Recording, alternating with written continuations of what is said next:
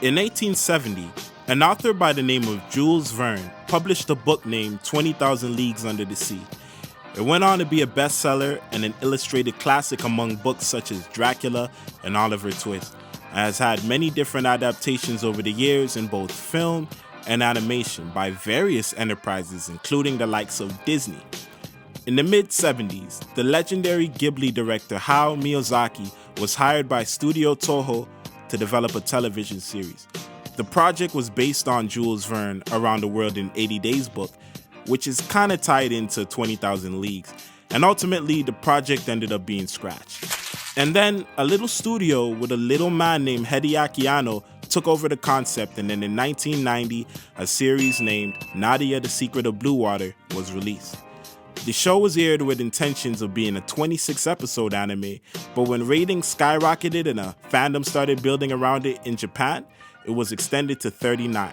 Probably not for the better, but we'll get into that later.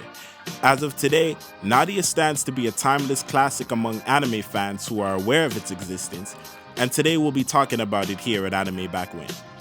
With no further ado, let's jump into the adventure. John is a young French boy who shares an obsession with planes and inventing things with his uncle. I find this quite interesting because it's a fairly intriguing interpretation of the early days of aviation. While preparing for a plane flying contest with his uncle, John crossed paths with a young dark-skinned girl with a strange blue jewel around her neck and a tiny pet lion. We later are gifted with the information that tells us that Nadia is trying to get back to her native land of Africa. She's trying to get reconnected to her family because she was sold to a circus as a child. The pendant around her neck, known as the Blue Water, is the only thing she knows. She isn't the only one trying to uncover secrets though. John's father went missing at sea, and he refuses to believe that he died. All of this makes for some interesting mysteries that one would hope to uncover throughout the series. Shortly after their meet, he quickly discovers there's more to Nadia than meets the eye, because she's being pursued for this gem by a woman and two men in an advanced machine. They all quickly find themselves in the ocean in a game of cat and mouse, and John and Nadia are soon picked up by the US Navy. After that courtship quickly comes to an end, they wound up stranded at sea once again until they are picked up by what they think is a sea monster. This is where we get acquainted with our main alliances for the series, Captain Nemo and his crew aboard the Nautilus. Shortly after this, Nadia's early stalkers board this ship as well. They all end up captured on an island where we meet the villain and his KKK-resembling organization, Gargoyle. Along with this, Nadia and John end up paired with a little girl named Marie, who they had to ultimately break the news to about witnessing her parents' death. After escaping the island and becoming members of the crew, Nadia and friends end up going through various misadventures aboard the Nautilus with mysterious Captain Nemo, while still keeping in mind the overall war that they are with Gargoyle.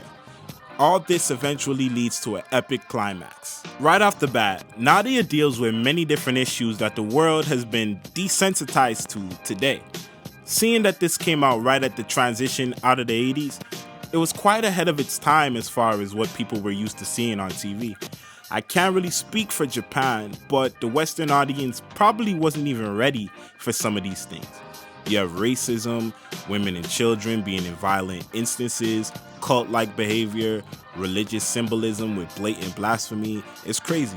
I do see these things to be positives though, because it creates an amazing atmosphere around these characters. Like the episode where they connect the fictional history of the Atlanteans to the biblical story of Noah's Ark.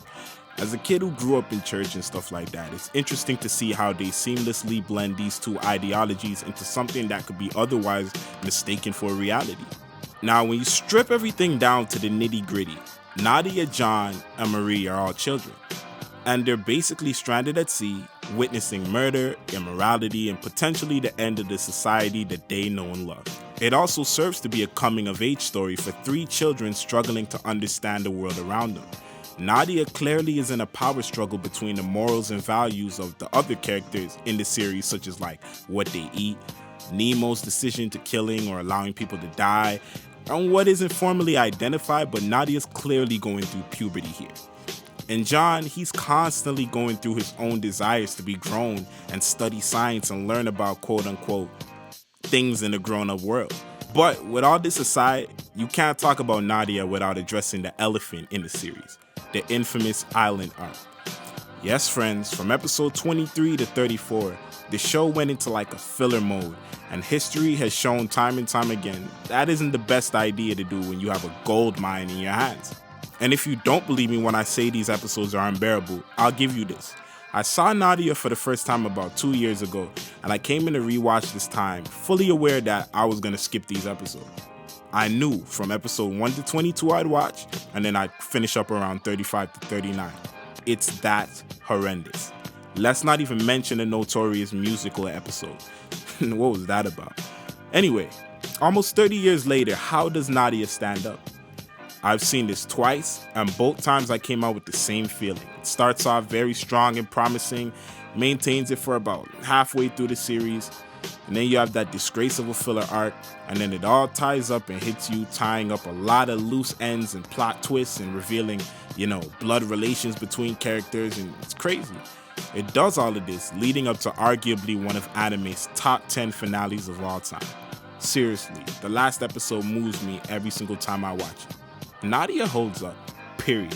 Have you seen Nadia, Secret of Blue Water? What should I talk about next? Like the video, comment down below what y'all want to see next. That's it for this episode. Thanks for watching Anime Back When. I'm out.